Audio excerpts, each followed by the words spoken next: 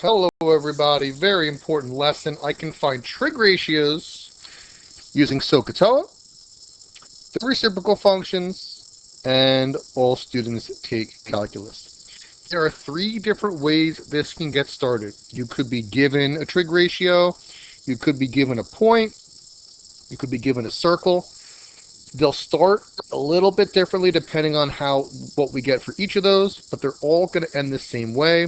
Once I have two sides of a triangle, I use Pythagorean theorem to find the third side. I find sine, cosine, and tangent using SOHCAHTOA.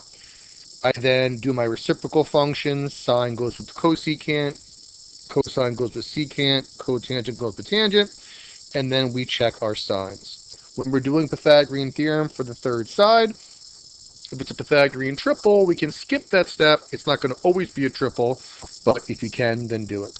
So let's get right to it. Let's start with number 2 here. Whenever they're asking you for a trig ratio, we want to make a triangle on the grid. So I'm going to make my little grid here.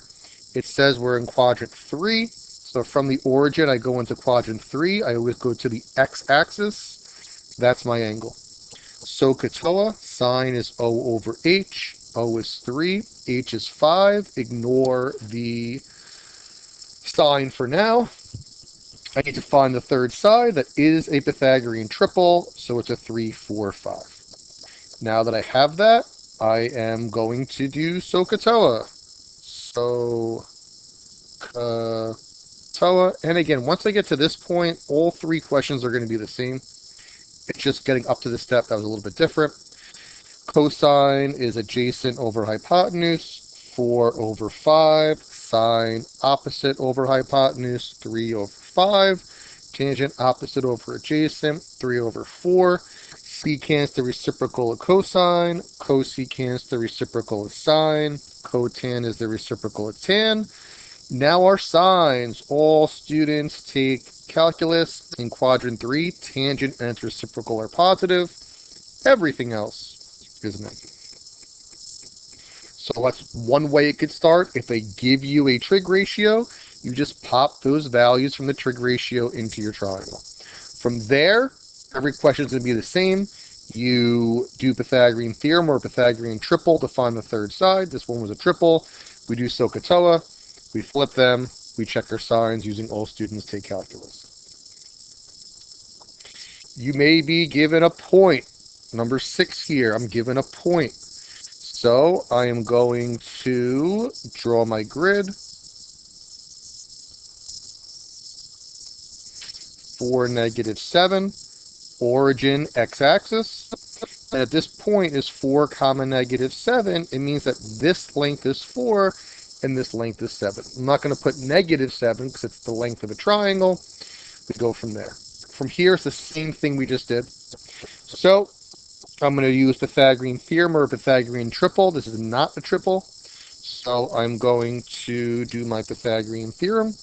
A squared plus b squared equals c squared. 4 squared plus 7 squared equals c squared. When they give you a point, you're going to always be finding c, the hypotenuse, because the point is always x comma y. I get radical 65. Leave it as radical 65.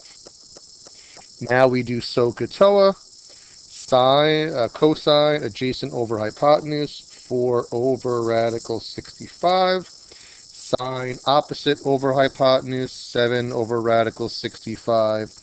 Tangent, opposite over adjacent, 7 over 4. Flip them.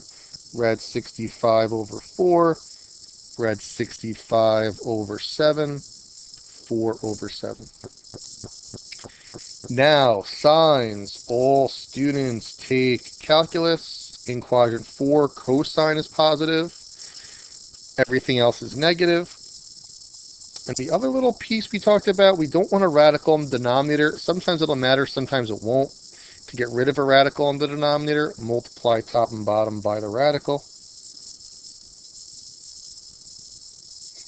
4 rad 65 over 65. -7 rad 65 over 65. Those are the only ones that had a radical in the denominator.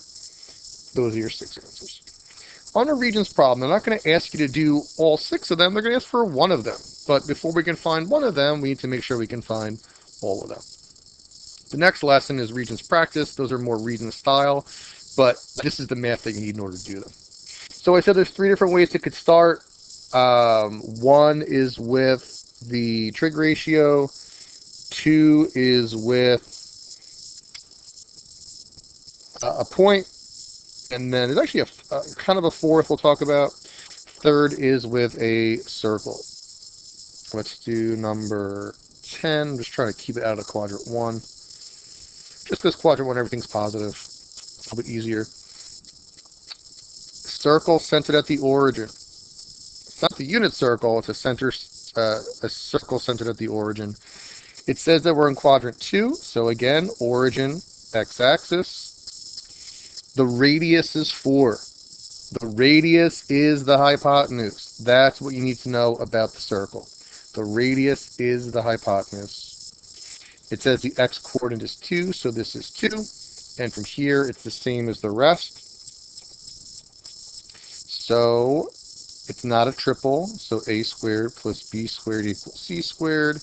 2 squared plus b squared equals 4 squared. 4 plus b squared equals 16. B squared equals 12. You can leave it as radical 12. You don't have to reduce the radical. You can, but radical 12 is fine. And now again, it's the same thing. Cosine adjacent over hypotenuse. Sine opposite over hypotenuse. Tangent opposite over adjacent. Flip them. Rationalize if you want.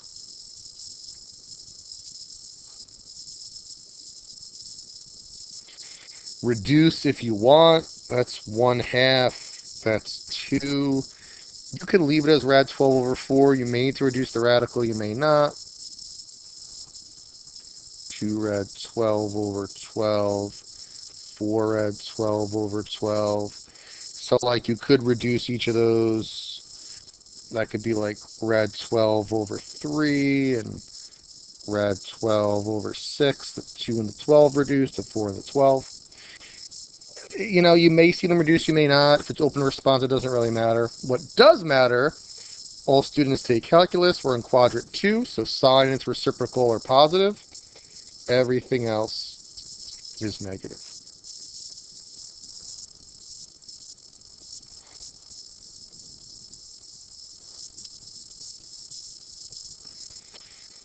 And that's it. There's one more little piece. So finally, this can come up as well. It's talking about a point on the unit circle, which goes back to a previous lesson. Well, any point on the unit circle is cosine of theta, comma sine of theta. So this is telling us that sine of theta equals negative 2/3. And from here, it's literally the exact same thing that we did here. Giving a point on the unit circle is the same thing as saying cosine of theta equals and sine of theta equals. Now, which quadrant are we in?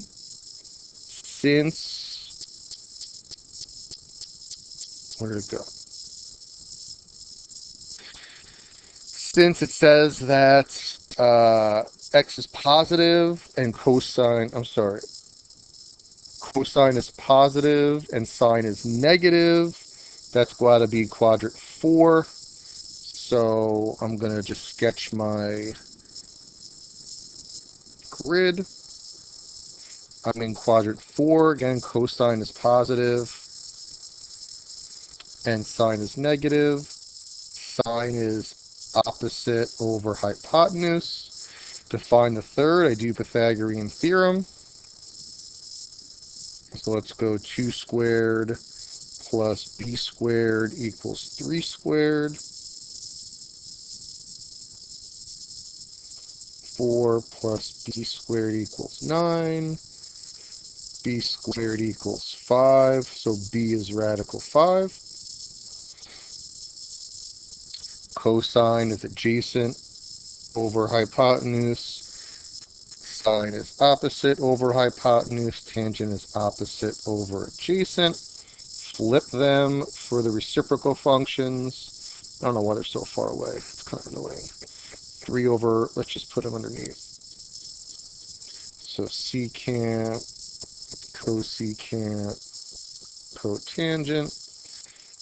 3 over radical 5, 3 over 2, radical 5 over 2. We're in quadrant 4, so cosine and its reciprocal are positive. Everything else is negative. Rationalize if you want. So that's 3 radical 5 over 5. And that's negative 2 radical 5 over 5. Looks good. So that's it. They all end the same way.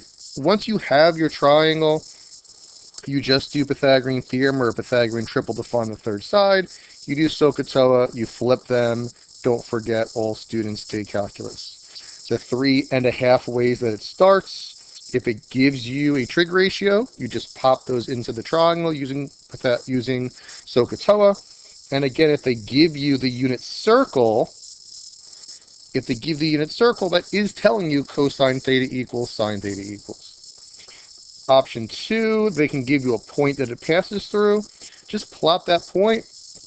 The x-coordinate is your x leg, your horizontal leg. Your y-coordinate is your vertical leg. And then from there, it's the same thing. And if they give you a circle, the radius is the hypotenuse. They'll give you one of the other sides. Very important. Every single Regents they ask it. Practice. See ya.